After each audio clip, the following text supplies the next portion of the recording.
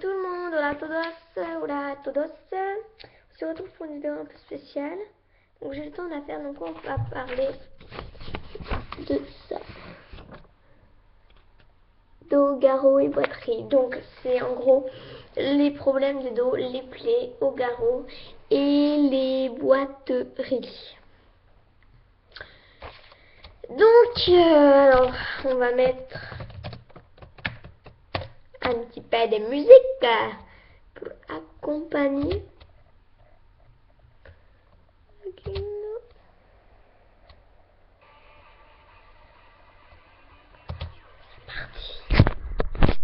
Donc, si votre cheval devient agressif lorsque vous le sellez, c'est sûrement qu'il y a des problèmes de dos. Voilà. On le détecte lorsqu'on passe la brosse douce, le bouchon et les trilles. Parce que son dos, il va le rentrer. Il va faire... Voilà. C'est un problème de sel. Donc, si c'en est un, faut que vous vérifiez que votre sel est adapté au dos de votre cheval.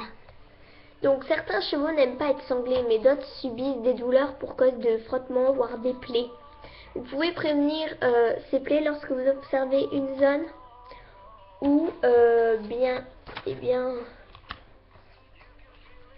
une zone où le poids disparaît. Utilisez un fourreau de sangle. Donc un fourreau de sangle, moi j'appelle ça une chaussette. Pourquoi? Car c'est comme une chaussette. Donc parce que ça s'enfile comme une chaussette.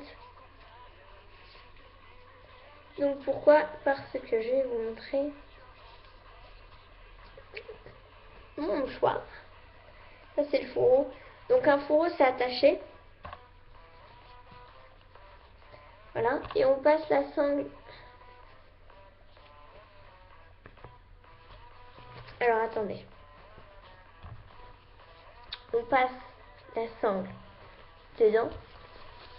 Du coup ça protège ça. Ça c'est où on règle. De côté. Voilà. Un cheval peut devenir sensible au garrot. La peau bouge dès le moindre contact, les poils s'usent et le garrot peut être de température plus chaude. Vérifiez que la selle est adaptée.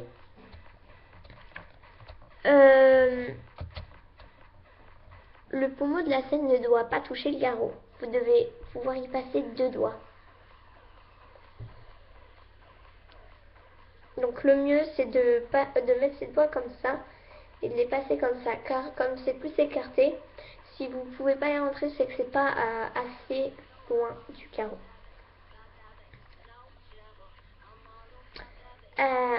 En cas de plaie, vous pouvez les traiter avec de la bétadine, mais aussi avec de la poudre armoricaine.